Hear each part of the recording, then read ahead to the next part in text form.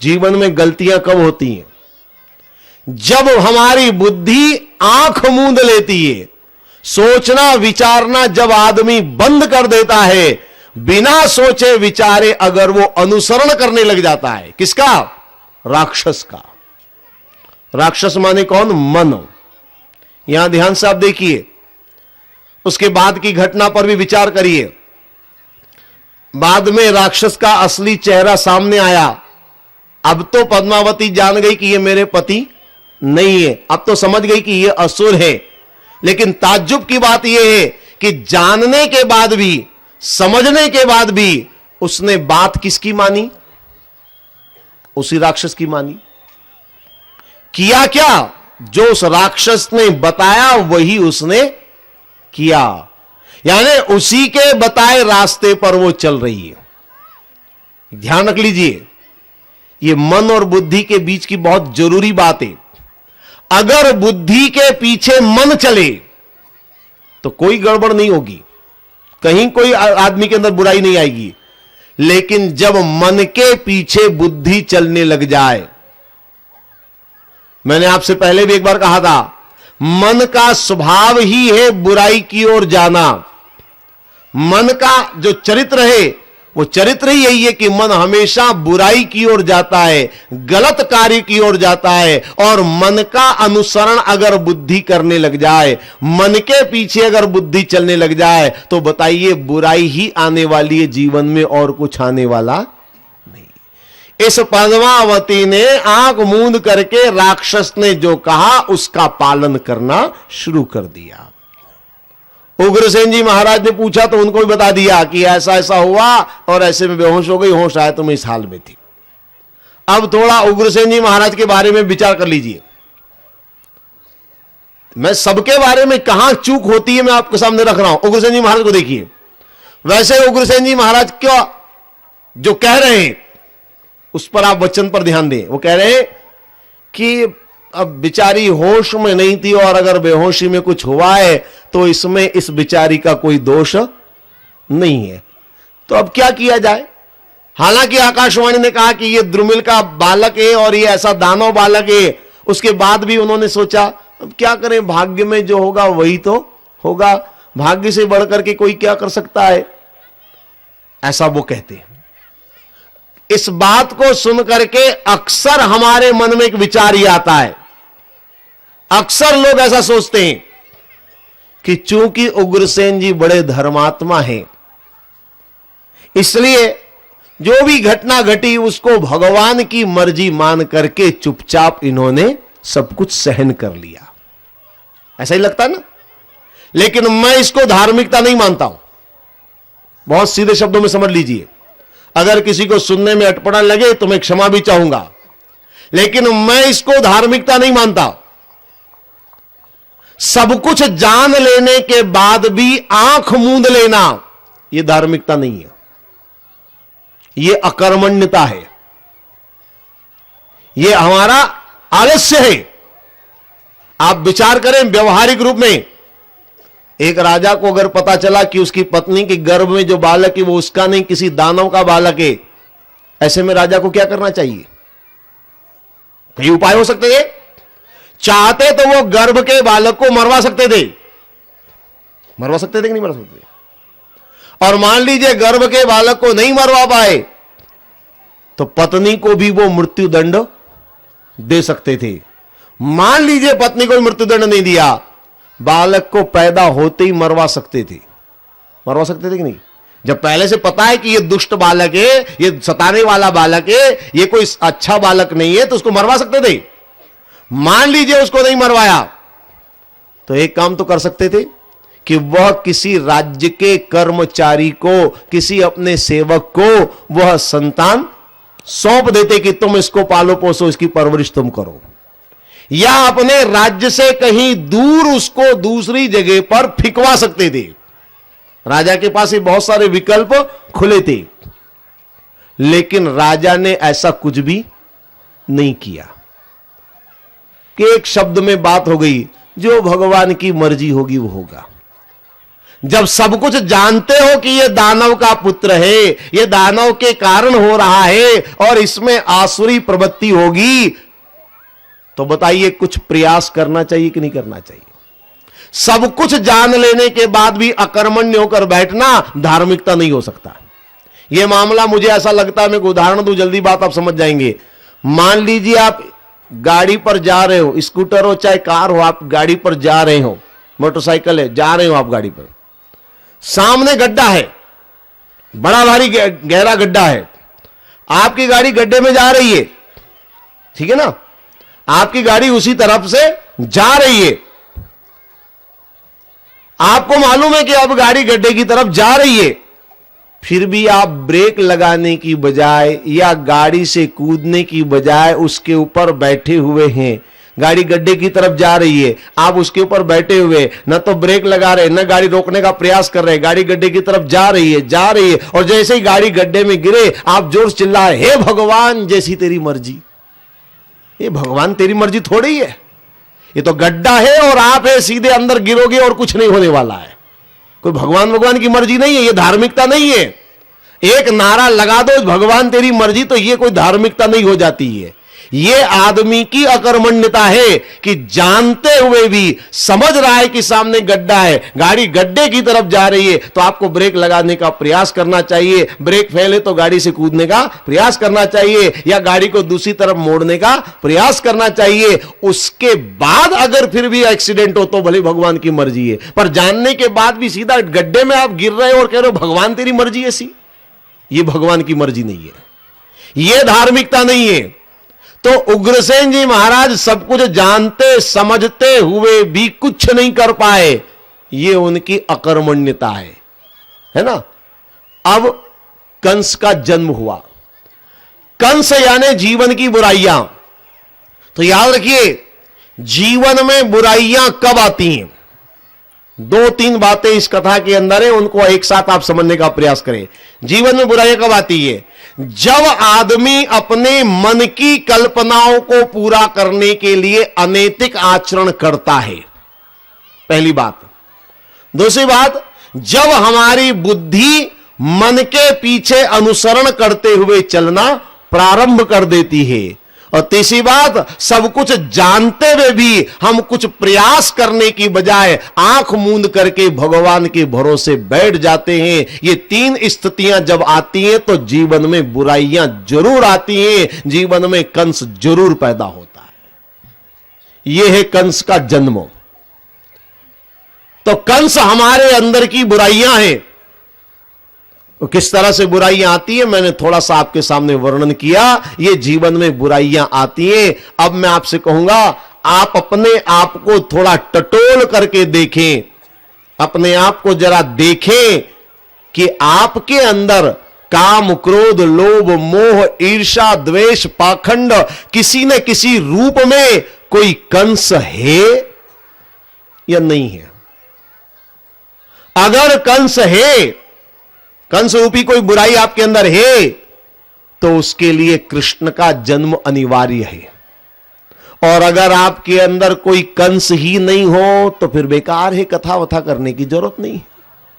फिर क्या जरूरत है कृष्ण की? क्योंकि कृष्ण की आवश्यकता तो तभी है जब कंस हो।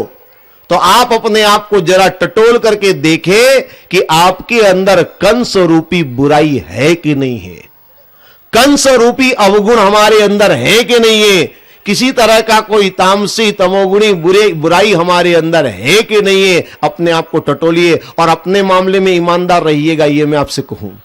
दूसरों के लिए भले कुछ भी कर लो, पर खुद के लिए ईमानदारी बरतेंगे। अपने आप को देखिए, आपके अंदर कंस है कि नहीं है। ढूंढेंगे तो मिलेगा ना, है ना कंस?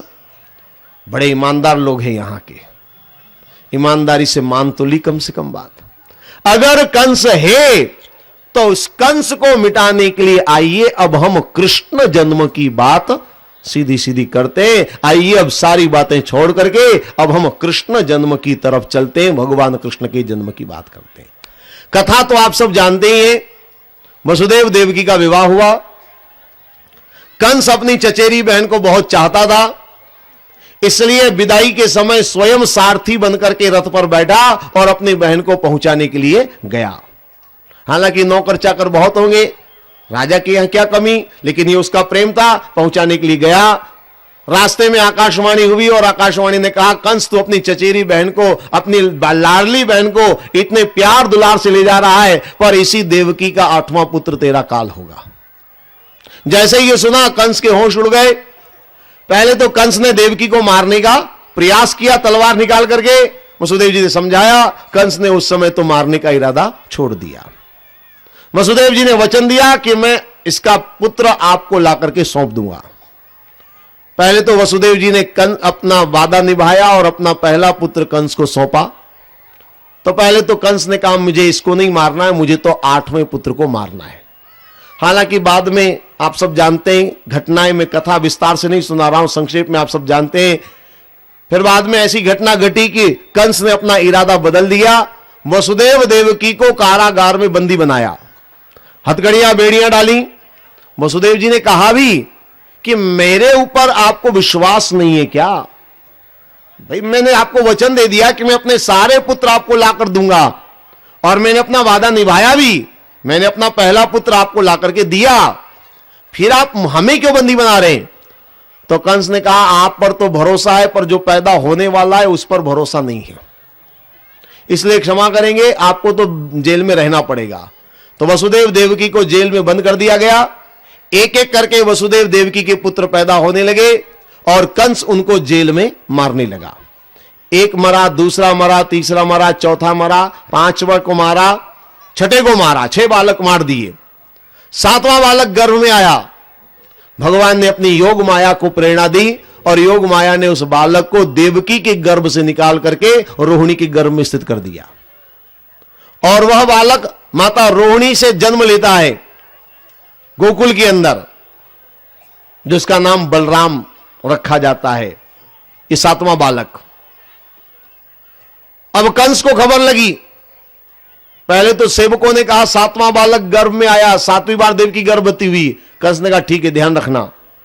थोड़े दिन बाद सिपाहियों ने फिर जाकर कहा, दास दासियों ने फिर जाकर कहा महाराज अब देवकी गर्भवती नहीं है। तो कंस ने कहा पागल हो तुम लोग, ठीक से जांच पड़ताल नहीं करते? पहले आकर के बता रहे हो कि देवकी गर्भवती हुई और अब कहते हो नहीं हुई, ये कोई बात है? तुम लोग ठीक से काम नहीं करते हो अपना। उन दास दासियों ने कहा महाराज हम जो कह रहे हैं बहुत प्रामाणिक तौर पर कह रहे हैं। पहले देवकी गर्भवती हुई थी, ये बिल्कुल प्रामाणिक बात है, पर अब देवकी गर्भवती नहीं है, गर्भपात का भी कोई लक्षण नहीं है। तो कंस को लगा अरे ये नारायण का छल प्रपंच है, क्योंकि नारद जी ने समझा दिया था कि पैदा होने वाला नारायण कोई साधारण बालक नहीं है। आकाशवाणी से पता चल गया था कंस को। कंस ने सोचा ये जरूर नारायण का छल प्रपंच है। अब बड़ी मुश्किल पड़ गई। 7वां बालक गर्भ में आया पर पैदा नहीं हुआ। अब इसको 7 गिनूं कि नहीं गिनूं? गर्भ में आया है तो गिनना चाहिए, पर पैदा नहीं हुआ इसलिए नहीं गिनना चाहिए। तो 7 गिनूं कि 6.5 गिनूं? उलझन बढ़ गई।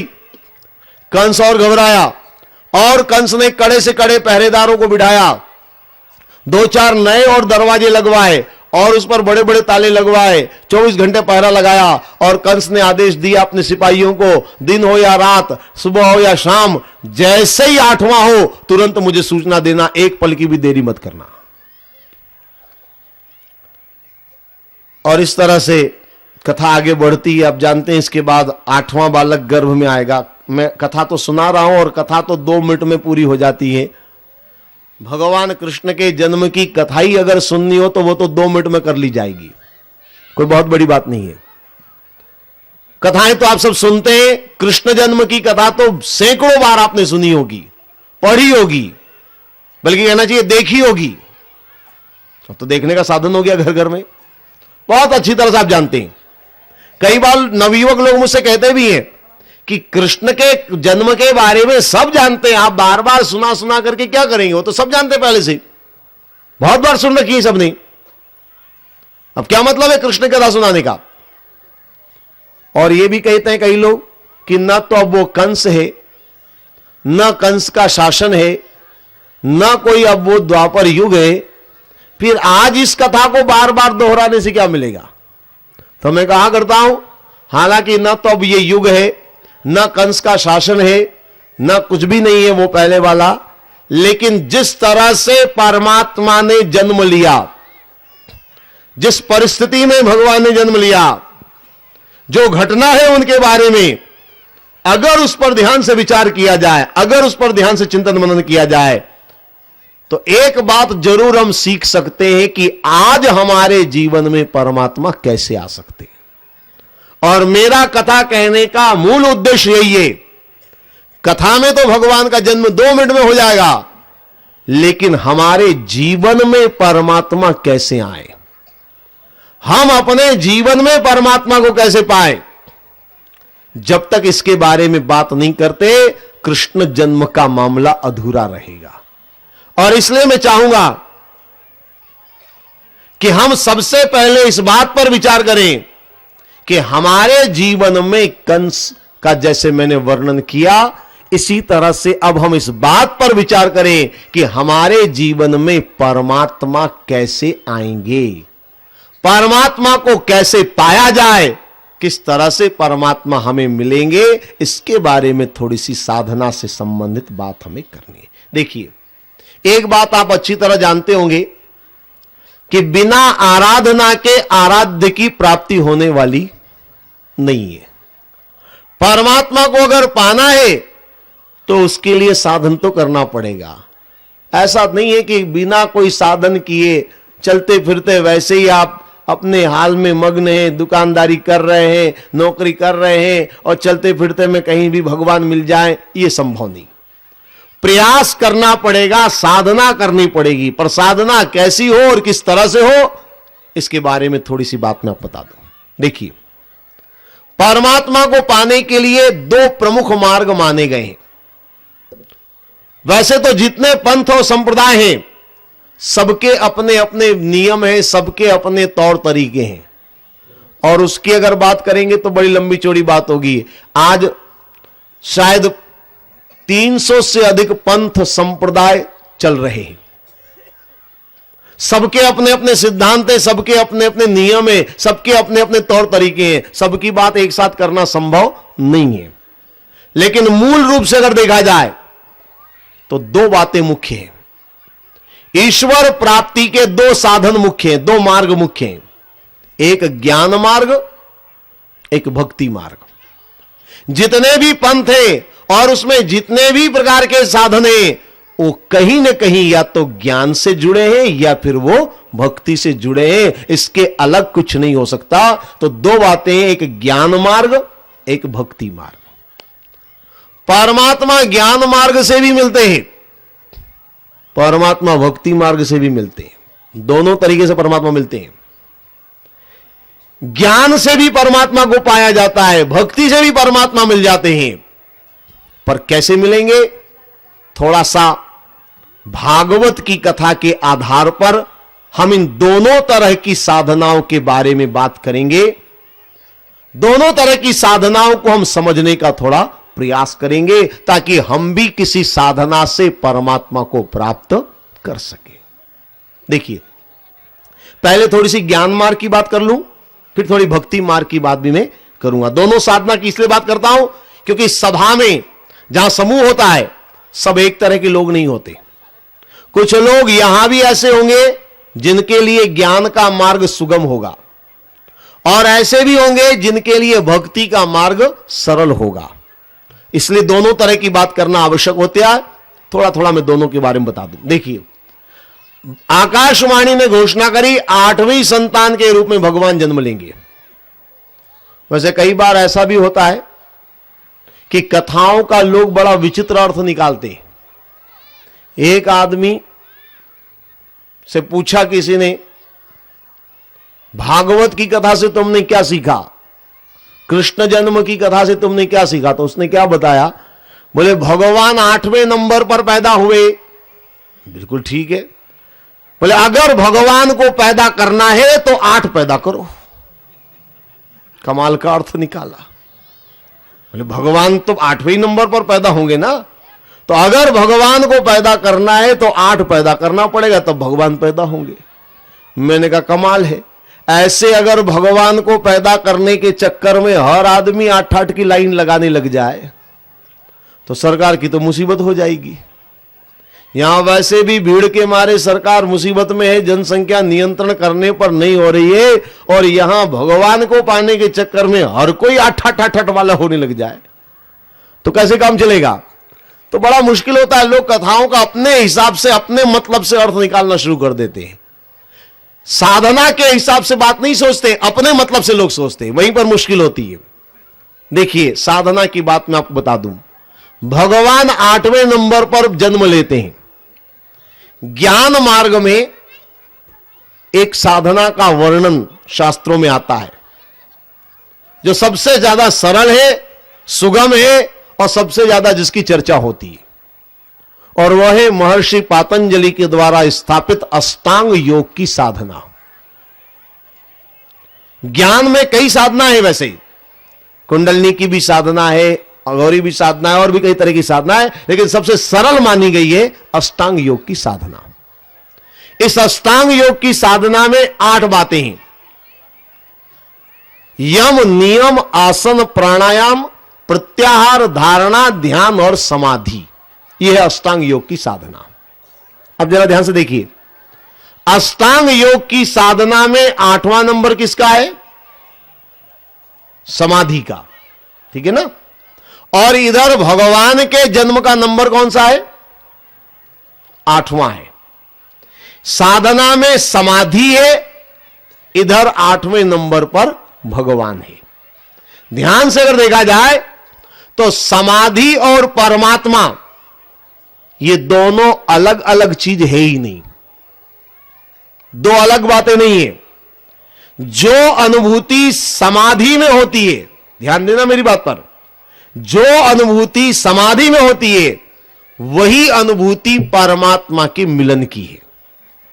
शब्दों का अंतर जरूर है, लेकिन अनुभव अलग अलग नहीं हो सकते। समाधि ही परमात्मा है, परमात्मा ही समाधि है, दोनों एक बातें हैं। यानी वसुदेव देवकी ने 8वें पुत्र के रूप में परमात्मा को पाया। ये क्या है? अष्टांग योग की साधना करके वसुदेव और देवकी ने समाधि रूपी परमात्मा को पाया है। यह वसुदेव देवकी की साधना है। किसकी? अष्टांग योग की साधना। साधना कैसे होती है? साधना के बारे में थोड़ा सा मैं आपको बता दूं, एक मूल सिद्धांत। हालांकि साधना की बातें ज्यादा विस्तार से अगर करने बैठूं तो बहुत गहरी बातें हो जाती है और बड़ा मुश्किल होता है, क्योंकि ज्यादा गहरी बातें हर आदमी के लिए थोड़े मुश्किल होता है। कुछ लोग गहरी बातें सुनते सुनते इतनी गहराई में चले जाते हैं, इतनी गहराई में चले जाते हैं कि वो नींद वाली गहराई आ जाती है। ये भी बड़ी मुश्किल है। तो मैं ज्यादा साधना की विस्तार, लेकिन एक थोड़ी सी सिद्धांत की बात बता दूं आपको। अष्टांग योग की साधना कैसे करेंगे आप? एक उदाहरण देकर चलूंगा तो जल्दी आसानी से बात समझ में आ जाएगी। मान लीजिए मकान की छत पर आप चढ़ना चाहते हैं और उसकी 8 सीढ़ियां हैं, ठीक है ना। पहली सीढ़ी पर आपने जैसे ही पांव रखा, आप जमीन से ऊपर उठ गए, आपका कदम ऊपर उठ गया, आप मंजिल की तरफ चल पड़े।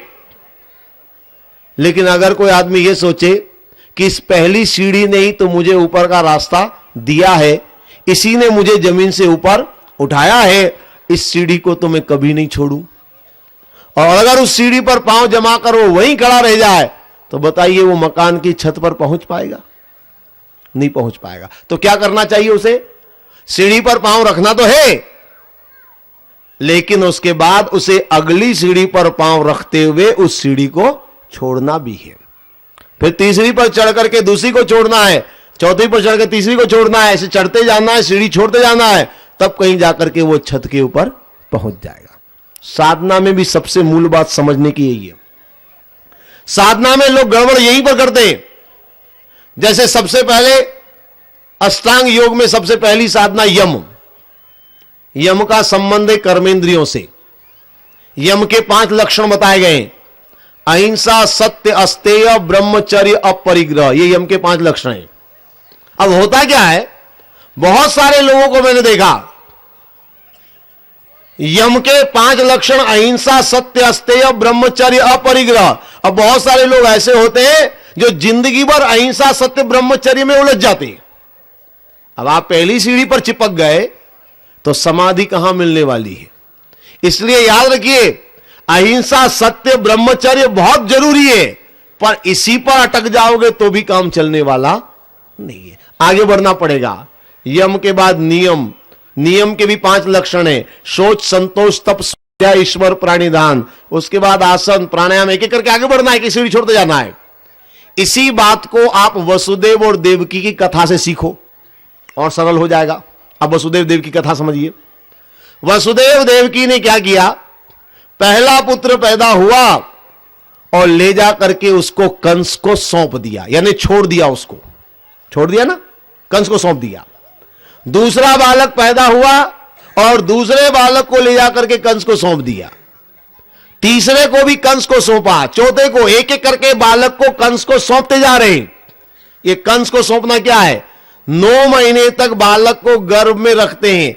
हालांकि वो जानते हैं कि ये भी जीवित रहने वाला नहीं है, कंस इसको भी मारेगा, जानते हैं, लेकिन फिर भी 9 महीने तक गर्भ में बालक को पालते हैं। बालक जन्म लेता है, उसके बाद कंस को सौंप देते हैं। यानी आप साधना तो पूरी करें, पर साधना करने के बाद उसको छोड़ करके आगे बढ़ने का प्रयास करें। तो इस तरह वसुदेव देव की साधना कर रहे हैं और साधना के अंदर समाधि रूपी भगवान को अष्टम पुत्र के रूप में प्राप्त करते हैं। यह है वसुदेव और देवकी की साधना। यह थोड़ा सा ज्ञान मार्ग के बारे में मैंने आपको बताया। अब आइए थोड़ा सा भक्ति मार्ग के बारे में बता दूं। थोड़ी थोड़ी बात करूंगा दोनों साधना की। भक्ति मार्ग में अलग से कुछ नहीं करना है, बहुत सरल है भक्ति का मार्ग। भक्ति मार्ग में सबसे मुख्य क्या है मैं आपको बता दूं। वसुदेव देवकी जेल में रह करके एक ही काम करते हैं, और वह है परमात्मा को याद करना, परमात्मा का स्मरण करना। भक्ति मार्ग में सबसे मुख्य अगर कुछ है तो वह है परमात्मा को याद करना, परमात्मा का स्मरण करना, परमात्मा का स्मरण करना। भक्ति मार्ग में सबसे मुख्य ये है। हालांकि बहुत सारे पंथ अलग अलग नियम बताते हैं, उन नियमों का पालन भी होता है, लेकिन मैं समझता हूं कि भक्ति में मूल अगर कुछ है तो वह परमात्मा को याद करना है। यह याद शब्द बड़ा गजब का है। आप शब्द देखिए, दो अक्षर है इसमें, याद। इस याद को अगर उल्टा कर देंगे तो क्या हो जाएगा, दया हो जाएगा। हम याद करेंगे तो परमात्मा दया करेगा, और अगर हम याद नहीं करेंगे तो वो दया करने वाला नहीं है। तो याद करना भक्ति मार्ग में सबसे मुख्य है। चलते फिरते उठते बैठते 24 घंटे जितना बन सके आप परमात्मा को याद करिए। पर एक बात और समझ लीजिए, परमात्मा का नाम तो लेना है, याद तो करना है, पर केवल तोता रटंत की तरह से रटना नहीं है। भक्ति में दूसरी महत्वपूर्ण बात क्या है, भगवान का नाम तो लो, पर प्रेम से, भाव से, हृदय से परमात्मा का नाम लो, तो ज्यादा परमात्मा हम पर जल्दी प्रसन्न होंगे। केवल गिनती पूरी कर ली कि हमने 1 लाख नाम ले लिया, 1 करोड़ नाम ले लिया, तो संख्या से कुछ नहीं होगा। भगवान का नाम लेने में प्रेम चाहिए, भाव चाहिए। वसुदेव और देवकी को देखिए, जेल में आंखों से आंसू की धारा बह रही है, और ऐसे भाव विभोर होकर के भगवान को याद कर रहे हैं। भक्ति मार्ग क्या कहता है कि आप परमात्मा को प्रेम से पुकारो, भाव से पुकारो, पुलकित होकर के, रोमांचित होकर के, आंखों में आंसू की धारा प्रवाहित हो, और ऐसे भाव विभोर होकर के परमात्मा को याद करें, तो परमात्मा निश्चित रूप से मिलेंगे। तो भक्ति मार्ग में मुख्य क्या है, परमात्मा को पुकारना, और कैसे, भाव से, प्रेम से, आंखों से आंसू की धारा प्रवाहित हो, ऐसे परमात्मा को पुकारे। हालांकि एक बात और बता दूं मैं आपको, लोग शब्दों को पकड़ लेते हैं, इसलिए मुझे बताना पड़ता है। जब मैं कहता हूं आंखों से आंसू की धारा प्रवाहित हो, तो आप कहीं ऐसा मत समझ लेना कि रोने से भगवान मिलते हैं। लोग शब्द पकड़ लेते हैं। मैं ये नहीं कह रहा हूं कि केवल रोने से भगवान मिलते हैं। और रोएंगे तो भगवान मिलेंगे, वरना नहीं मिलेंगे, ऐसा मैं नहीं कह रहा हूं। अगर केवल रोने से भगवान मिलते तो जहां बाढ़ आती है, जहां भूकंप आता है, जहां तूफान आता है, वहां बहुत लोग रोते हैं, खूब रोते हैं, तो भगवान मिल जाते उनको? नहीं मिलते। केवल रोने से भगवान नहीं मिलते। रोने वाले कई तरह के होते हैं, सबको भगवान थोड़ी मिल जाएंगे। लोग कई कारणों से रोते हैं। एक बार एक आदमी के घर में गया, वो माला जप रहा था और टपक टपक आंसू टपक रहे थे। मैंने कहा बड़ा गजब का भाव है, बड़ी भक्ति है, माला जप रहा है और ऐसे टपक टपक आंसू टपक रहे। मैं चुपचाप बैठ गया। माला उनकी पूरी हुई और जैसे ही माला पूरी हुई वो आसन से उठे और आसन को पकड़ा और बड़े गुस्से से उन्होंने आसन को सामने दीवार पर जोर से फेंका। तो मुझे बड़ा अटपटा लगा। मैंने कहा अभी अभी तो इतना प्रेम था, ऐसे टपक आंसू टपक रहे थे, अभी एकदम आसन पर ऐसा क्रोध कर रहे हैं, मामला क्या है? तो मैंने उनसे पूछा बात क्या है? तो उन्होंने कहा बात दरअसल ये है कि हमारे गुरुजी ने नियम दिया कि माला जपते समय हिलना डुलना नहीं, बोलना चालना नहीं। मैंने कहा सही नियम दिया, नियम तो यही होता है, पूजा पाठ करते समय हिलना डुलना बोलना चालना नहीं चाहिए। बहुत सारे लोग तो ऐसी पूजा पाठ करते हैं, अब मैं क्या बताऊं आपको, आपने भी शायद देखा होगा, बहुत सारे लोग तो ऐसी पूजा करते हैं, नल खोल करके नीचे बैठ गए, जय हनुमान ज्ञान गुण सागर शुरू हो गया उनका पाठ पूजा का काम। तो नल स्नान भी चल रहा है, जो पाठ पूजा चलती जा रही है, जय हनुमान ज्ञान गुण सागर, जगह पे लोग जाकर और कपड़े भी पहनते जा रहे हैं, भूत पिशाच नहीं। अभी चाय बनी कि नहीं, बीच में चाय भी आ जाती है, ना से लोग हरे से पिरे जपत नहीं तनुमत विराम, मेरी टाई कहां है, सब चल गया उसी में। ये कमाल का पाठ है, ये कोई पाठ पूजा हुई? अरे कम से कम 2 मिनट बैठो, 5 मिनट बैठो, 10 मिनट बैठो, पर कम से कम शांति से बैठो। तो मैंने उनसे कहा आपके गुरुजी ने नियम बिल्कुल सही बताया है, पूजा पाठ करते समय हिलना डुलना या बोलना चलना नहीं चाहिए। तो वो क्या बोले, बोले क्या खाक अच्छा नियम दिया? आसन में चींटियां थी, वो चींटियां काट रही थी, अब हिलना डुलना भी नहीं, बोलना चालना भी नहीं, तो रो नहीं तो क्या करूं, इसलिए वो रो रहे थे। अब ऐसे रोने वाले को भगवान मिल जाएंगे क्या? तो आप केवल शब्द मत पकड़ लें, रोने से, रोने मात्र से कुछ नहीं होगा, केवल आप भाव को समझने का प्रयास करें। शब्द से ज्यादा कीमती नहीं है। बिना रोए भी अगर प्रेम और भाव उमड़ता है तो भी बात वही के वही है, लेकिन प्रायः जब प्रेम और भाव उमड़ता है तो आंखों से आंसू की धारा प्रवाहित होती है, इसलिए निकल जाता है ये शब्द मुंह से। पर आप ये समझ लीजिए कि केवल रोने से परमात्मा मिले ऐसा मैं नहीं कह रहा हूं। परमात्मा के लिए प्रेम चाहिए, परमात्मा के लिए भाव चाहिए, हमारे अंदर एक तीव्रता होनी चाहिए। परमात्मा का नाम कैसे लें? ऐसी व्याकुलता, छटपटाहट हमारे अंदर होनी चाहिए, ऐसी तीव्रता की बस अब प्राण निकल जाएंगे अगर परमात्मा का नाम। ऐसी व्याकुलता, कैसी व्याकुलता होनी चाहिए? मैं एक छोटा सा उदाहरण दूं, आप जल्दी मेरी बात समझ जाएंगे।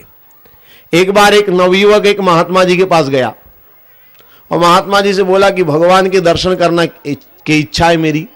महात्मा ने कहा बहुत बढ़िया इच्छा है, बहुत हमारे शास्त्रों में बता रखा है, पूजा करो, माला जपो, ये करो वो करो। क्या बात है, समय हो गया क्या? देर है ना अभी 10-1 मिनट की, है ना? ये बीच में उठने लगे इसलिए मुझे लगा कि टाइम हो गया क्या। जो माताएं जा रही हैं भगवान उनकी यात्रा सफल करे, अब यही कहा जाएगा और नहीं तो क्या कहा जाएगा। अब कोई बुरी भावना तो हम रख नहीं सकते। भगवान उनको अपने उद्देश्य में सफल करे, अब वो चाहे जो भी उद्देश्य से जाए, मैं नहीं कहता। आइए अपनी बात पर आ जाइए, जो मैं आपसे कह रहा था। तो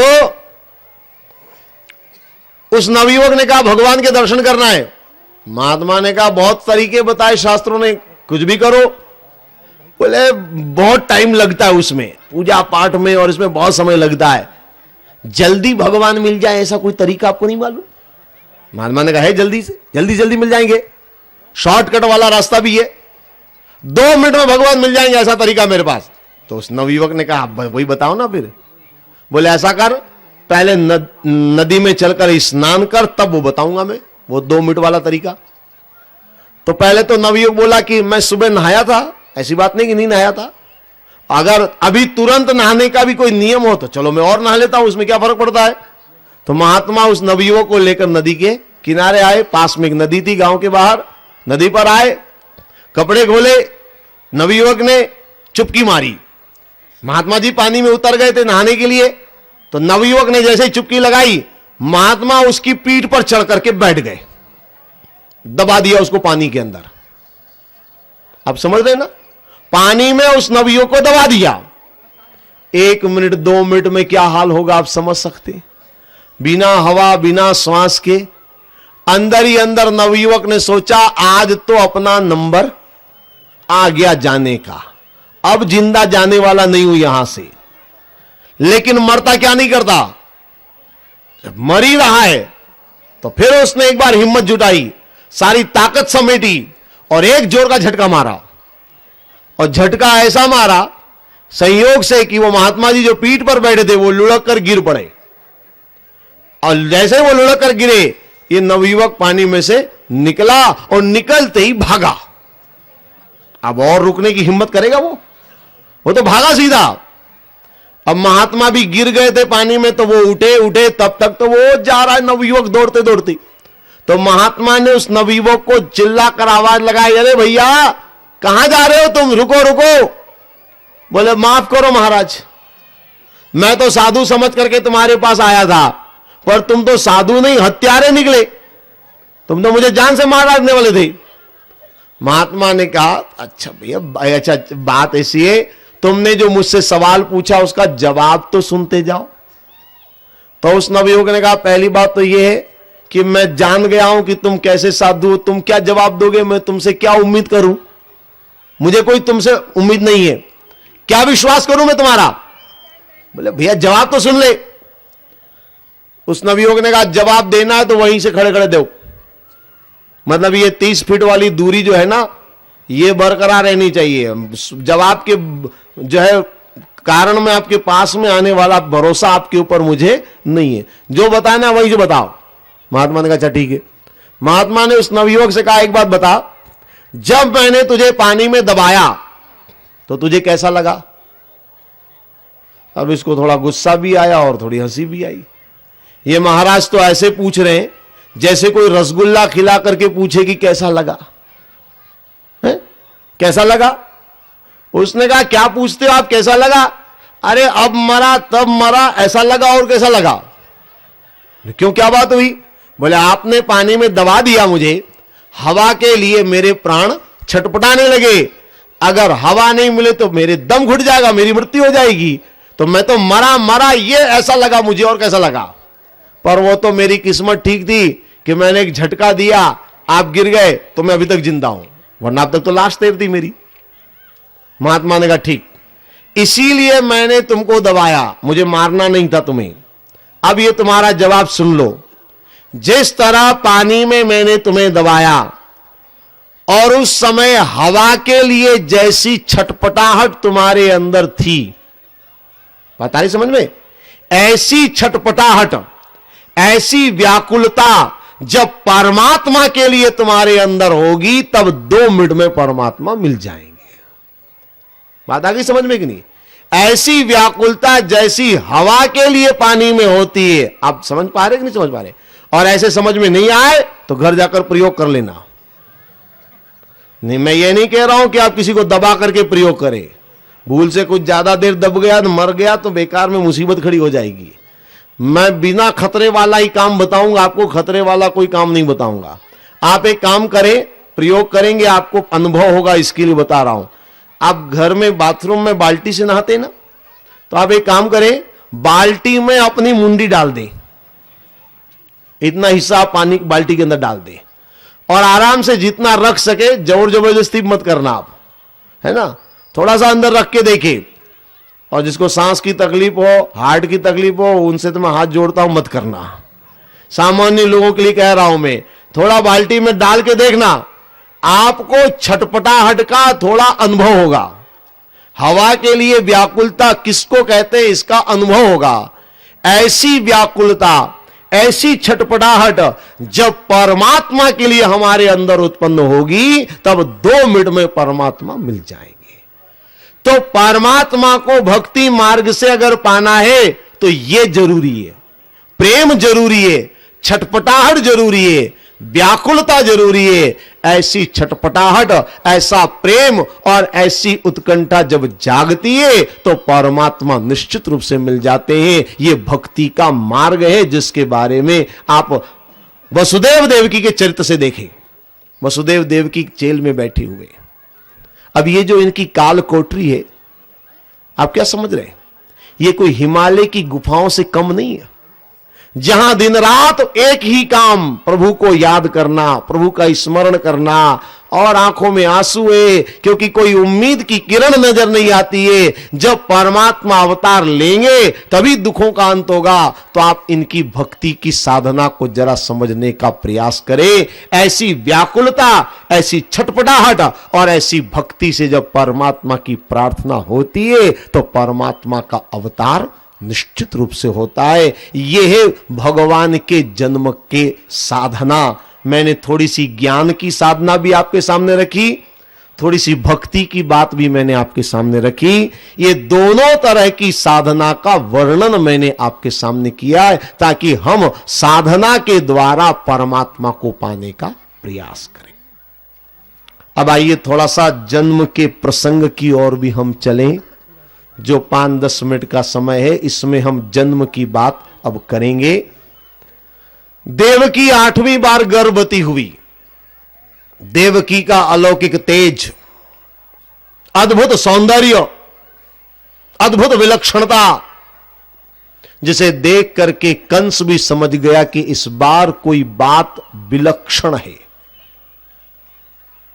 देवकी जब 8वीं बार गर्भवती हुई तो देवकी का स्वरूप ऐसा लगा जैसे साक्षात कोई देवी हो।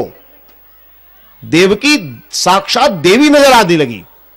कंस भी जान गया बात विलक्षण है, इसलिए और उसने कड़े से कड़े प्रबंध कर दिए और अपने सिपाहियों को चौकन्ना करते हुए कहा, ध्यान रखना, दिन हो या रात, सुबह हो या शाम, मैं जहां रहूं, जिस हाल में रहूं, तो बिल्कुल उसके बारे में मत सोचना और सबसे पहले मुझे 8वें की खबर ला करके देना। ये मत सोचना कि इस समय राजा को हम कैसे कहें, कैसे विघ्न डालें इनके काम में। मैं भोजन भी करता रहूं, मैं स्नान भी कर रहा हूं, तो तुम वहां आकर के भी सूचना देना, एक पल की भी देरी मत करना। ऐसा कड़ा आदेश दिया। अब देवकी 8वीं बार गर्भवती, अब जन्म होने ही वाला है। माताओं चिंता मत करो, बहुत जल्दी है। बहुत देर से माताएं सोच रही कि ये कृष्ण जन्म की बात तो करने बैठे, अभी तक नहीं हुआ, कब होगा। अब 8वीं बार देवकी गर्भवती हो गई तो अब तो पैदा होने ही वाले, अब तो देर लगने वाली नहीं है।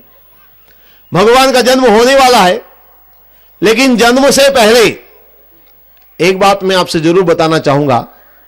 पूर्ण ब्रह्म परम पिता परमेश्वर जन्म ले रहे।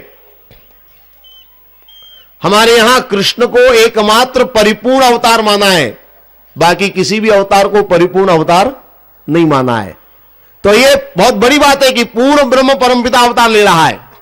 तो भगवान जिस घड़ी में जन्म लेंगे, जिस क्षण भगवान अवतार लेंगे, वो घड़ी, वो क्षण, वो पल, वो समय कोई साधारण समय तो होने वाला, कुछ विलक्षणता उसमें होनी चाहिए। भगवान के जन्म का मुहूर्त कोई साधारण तो नहीं होना चाहिए, उसमें कुछ विलक्षणता होनी चाहिए। कैसी विलक्षणता? थोड़ा हम देखें अपने नजरिए से। हालांकि सबके अपने अपने नजरिए होते हैं। ज्योतिष देख जानने वाले ज्योतिष के नजरिए से देखेंगे, मैं अपने नजरिए से आपके सामने बात रखूंगा। भगवान के जन्म की वह घड़ी की विशेषता क्या है? देखिए, भगवान कृष्ण किस महीने में पैदा हुए? भगवान कृष्ण का जन्म किस महीने में हुआ? भादवा में हुआ। कुल महीने 12 है ना। और हिंदी के अनुसार आप गिनती करिए तो हिंदी के अनुसार शुरुआत कहां से होती है? वर्ष की शुरुआत चैत्र से होती है। हमारी हिंदी गणना चैत्र से शुरुआत मानती है। वैसे कुछ लोग आज से भी शुरुआत मानते हैं, लेकिन हिंदी की गणना चैत्र की गणना है। तो आप गिनती करिए, चैत्र से भादवा तक की गिनती करिए आप। चैत्र, वैशाख, ज्येष्ठ, आषाढ़, श्रावण और भादवा। कौन सा महीना? छठवां महीना। कुल 12 महीने, भादवा छठा महीना, यानी मध्य का महीना, बीच का महीना है कि नहीं है। और आप देखिए भगवान कृष्ण किस तिथि में पैदा हुए? तिथि कौन सी थी? अष्टमी थी। जन्माष्टमी मनाते ना आप लोग, है? तो अष्टमी थी। कुल तिथियां कितनी होती हैं? 15। एकम से लगाकर चतुर्दशी तक 14, पूर्णिमा या अमावस्या, है ना। एक पखवाड़े में 15 तिथियां होती हैं। भगवान हुए अष्टमी को पैदा। अब एकम से लगाकर सप्तमी तक 7 इधर कर लीजिए, है ना। इधर नवमी से लगाकर पूर्णिमा तक 7 इधर कर लीजिए। 7 और 7 14, तो बीच वाली तिथि कौन सी हुई? अष्टमी हुई ना। यानी महीना भी मध्य का और तिथि भी मध्य की। और मैं आपको बता दूं, शास्त्रों में वर्णन आता है भगवान कृष्ण बुधवार को पैदा हुए। सप्ताह में दिन कितने? 7। और हिंदी के अनुसार अगर आप देखें तो सप्ताह की शुरुआत कहां से होती है?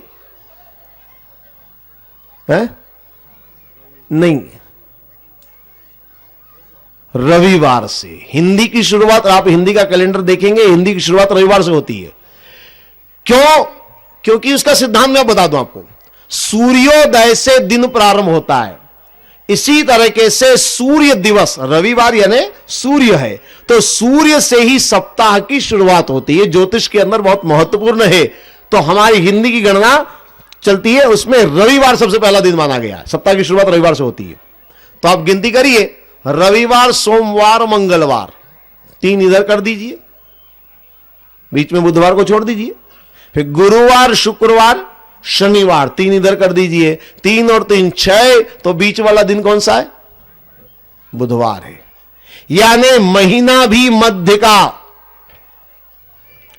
तिथि भी मध्य की, वार भी मध्य का। और समय के बारे में तो आप सब जानते ही होंगे, भगवान मध्य रात्रि को पैदा हुए, यानी समय भी मध्य का। क्या गजब का मुहूर्त निकाला है भगवान ने। सब कुछ मध्य में, और भगवान मध्य में जन्म लेकर के एक बहुत बड़ा संदेश दे रहे हैं। मैंने पहले ही कहा कि जन्म की घड़ी के नजरिए अलग अलग होंगे। मैं अपने नजरिए से बताता हूं आपको। भगवान ने इस घड़ी में जन्म लेकर के एक संदेश दिया है कि जीवन को अगर सफल बनाना है तो मध्य में जीना होगा। हर हाल में, हर स्थिति में, हर परिस्थिति में मध्य में रहना होगा। मध्य में रहने का मतलब समझ ना आपने?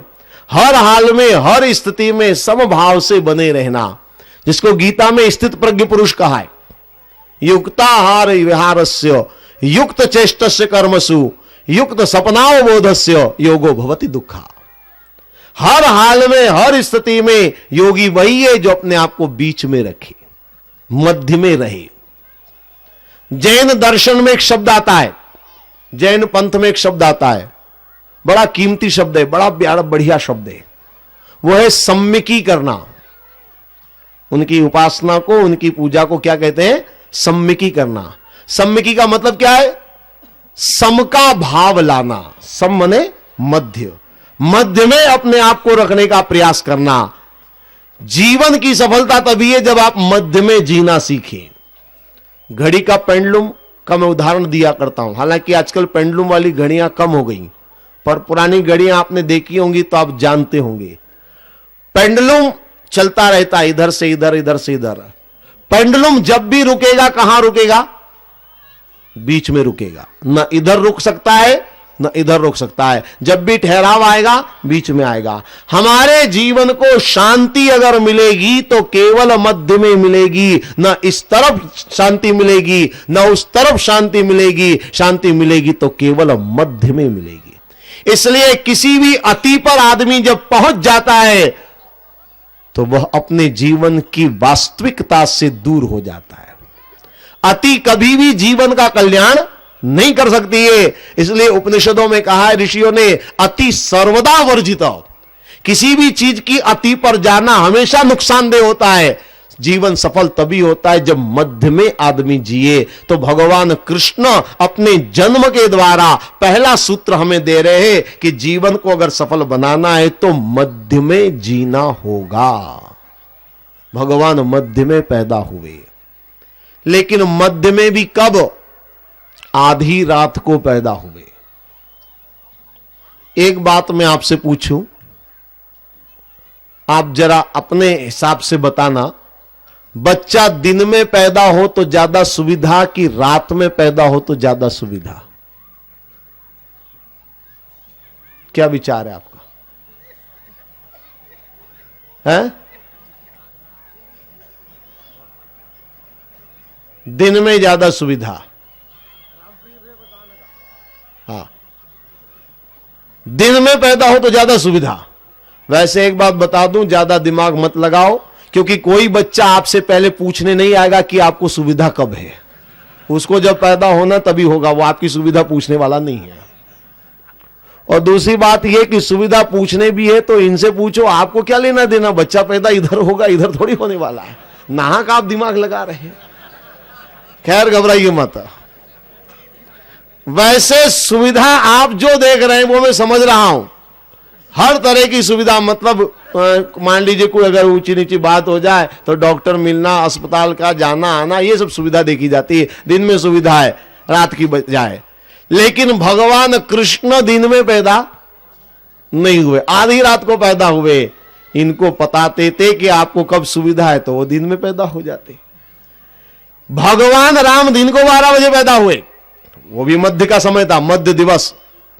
तो मन में विचार आता है कि ये कृष्ण जी दिन को 12 बजे क्यों नहीं पैदा हुए, वो भी मध्य का ही समय रहता, कोई ज्यादा फर्क पड़ने वाला नहीं था। मध्य में पैदा होना था तो दिन में 12 बजे पैदा हो जाते, रात में 12 बजे पैदा हो रहे। अब आधी रात में पैदा हो तो बड़ी अड़चन की बात है, लेकिन भगवान कृष्ण आधी रात में पैदा हो रहे हैं। क्यों पैदा हो रहे हैं? एक छोटी सी बात मैं कहा करता हूं, हालांकि कोई भागवत की बात नहीं है, पर अच्छी लगती है मुझे बात कुछ, तो मैं आपको बता देता हूं। ऐसा वर्णन आता है कि भगवान राम त्रेता युग में, मतलब पहले पैदा हुए, कृष्ण द्वापर यानी बाद में हुए। तो हुआ यह कि भगवान राम जब पैदा हुए तो तुलसीदास जी ने एक पंक्ति लिखी है, मास दिवस कर दिवस भा मरम न जान्यो कोई। महीने भर का दिन हो गया, किसी को पता ही नहीं चला। महीने भर का दिन कैसे हो गया? तो भाई एक ही बात है कि सूर्य भगवान का जन्म उत्सव देखने में इतने मगन हो गए कि वो खड़े के खड़े रह गए, तो महीने भर का दिन हो गया। इसके अलावा तो और कुछ हो नहीं सकता।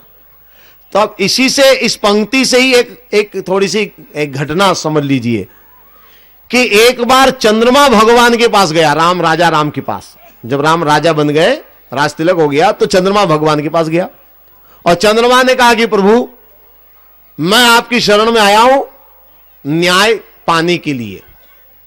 भगवान ने कहा बताओ तुम्हारे साथ अन्याय क्या हुआ है? बोले मेरे अधिकारों का हनन हुआ है, मेरे अधिकारों पर अतिक्रमण हुआ है। कैसे बताओ? बोले आपके बाल रूप के दर्शन का अधिकार सबको है कि नहीं है? सबको है। बोले जब आप जन्म लिए तब सूर्य भगवान आसमान में डट कर खड़े हो गए। अब सूर्य भगवान जब खड़े हो गए तो हमारी हिम्मत नहीं कि हम निकल कर आ जाएं।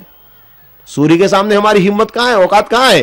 तो हमें आपके बाल रूप के दर्शन से वंचित रहना पड़ा। यह हमारा अधिकार था और अधिकारों पर हमारा जो है वो हनन हुआ है। हम आपके पास न्याय के लिए आए।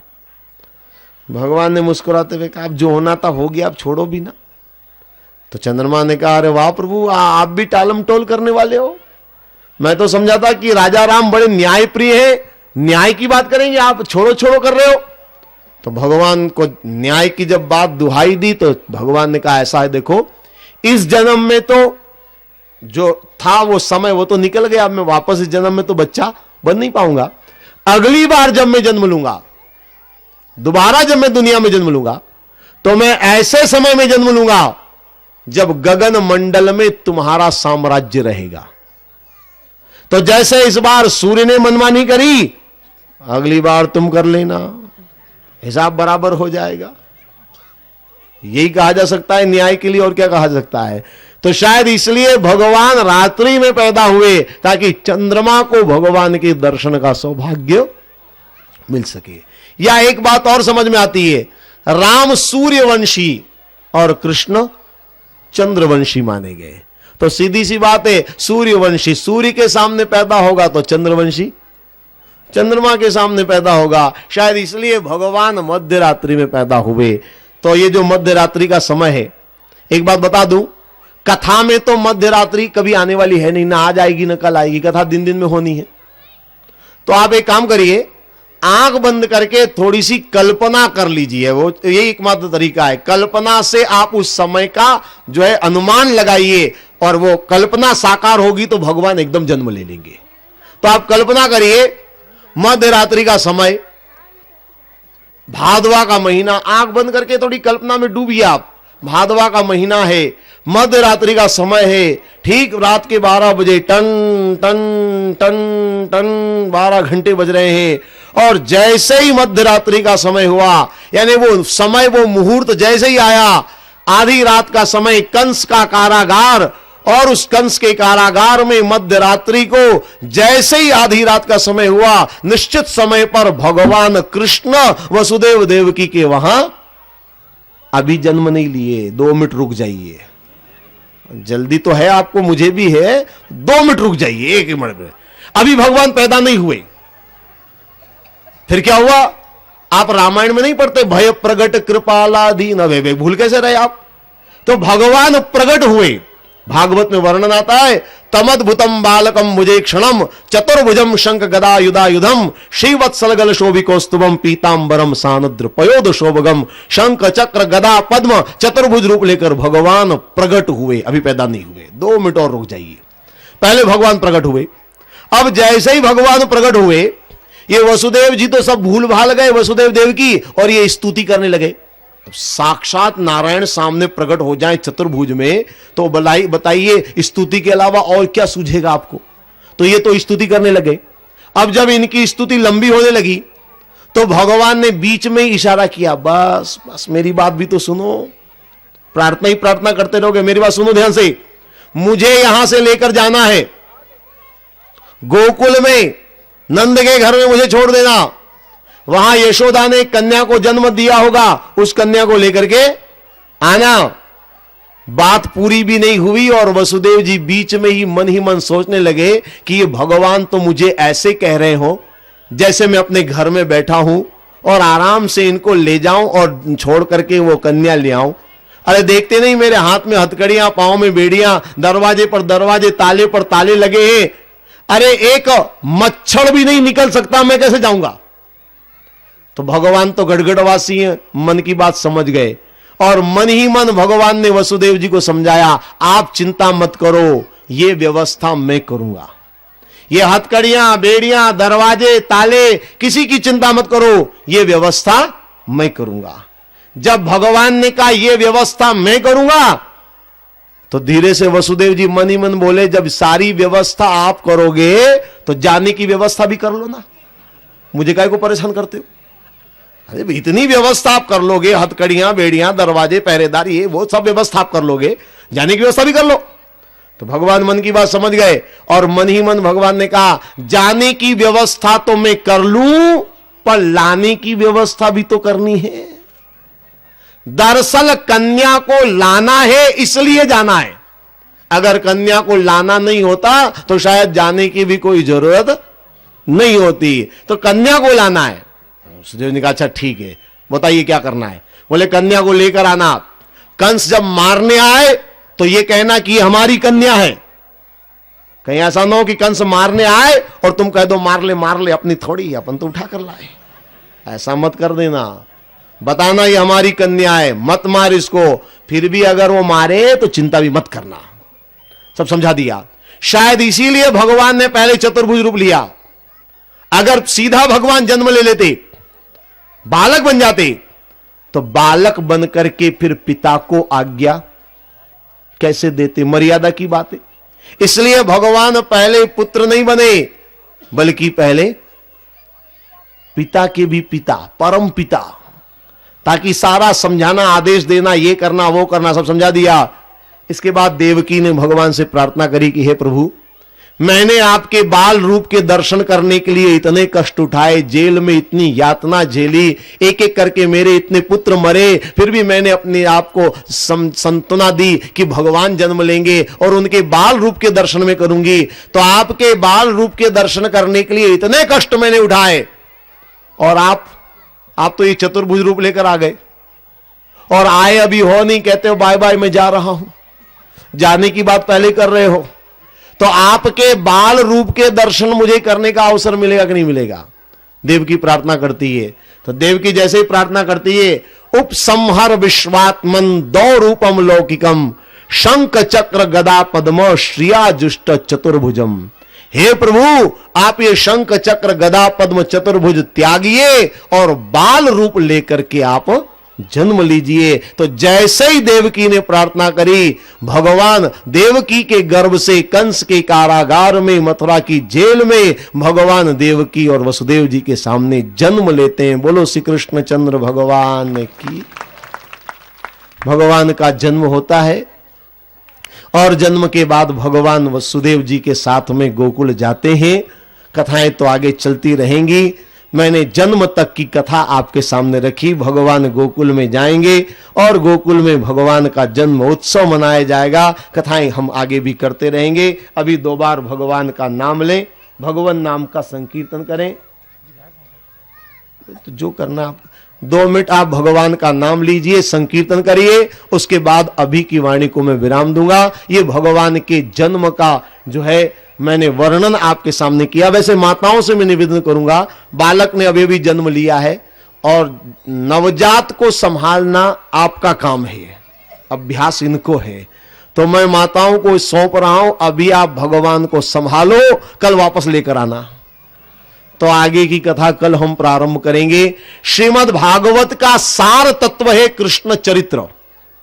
भागवत का सबसे महत्वपूर्ण पहलू है कृष्ण चरित्र, और वो कृष्ण चरित्र अब प्रारंभ होने जा रहा है। यानी अब हमें भगवान कृष्ण की विभिन्न लीलाओं का अवलोकन करने का, भगवान की विभिन्न लीलाओं का आनंद लेने का अवसर है। अब हम भगवान की कथाएं करेंगे। एक बात और मैं आपसे अंत में कहना चाहूंगा, भगवान कृष्ण के जन्म की कथा के साथ साथ मैंने आपसे यह भी निवेदन किया है कि जीवन में परमात्मा को लाने का प्रयास करें।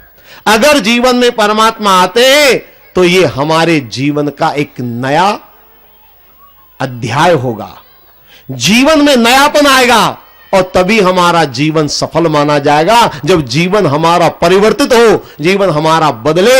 इसलिए एक बात मैं कहा करता हूं, आज का दिन बहुत सारे लोग हैप्पी न्यू ईयर कहेंगे, लेकिन मैं ये कहूंगा कि परमात्मा को पाइए तो हैप्पी न्यू लाइफ हो जाएगी, जीवन नया हो जाएगा। और जीवन अगर नया हुआ तो जीवन हमारा सफल हो जाएगा, सार्थक हो जाएगा। भगवान का नाम लीजिए। कृष्ण गोविंद गोपाल गाते चलो, कृष्ण गोविंद गोपाल गाते चलो, प्रेम से राम की धुन लगाते चलो, प्रेम से राम के धुन लगाते चलो। लगता है भगवान पहुंच गए गोकुल, फटाके फूट रहे हैं। फूटेंगे तो वही फटाके, यहां थोड़ी फूटेंगे। कृष्ण गोविंद गोपाल गाते चलो, कृष्ण गोविंद गोपाल गाते चलो। ध्यान आएगा उनको कभी ना कभी, ध्यान आएगा उनको कभी ना कभी, भक्त पाएगा उनको कभी ना कभी, भक्त पाएगा उनको कभी ना कभी। ऐसा विश्वास मन में बढ़ाते चलो, ऐसा विश्वास मन में बढ़ाते चलो।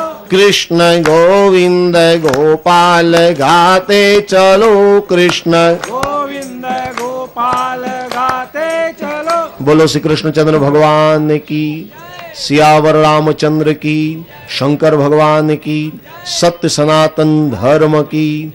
ओम सर्वे भवन्तु सुखिनः, सर्वे सन्तु निरामया, सर्वे भद्राणि पश्यन्तु मा कश्चित् दुःख भाग् भवेत्। ओम शांति शांति शांति। ओम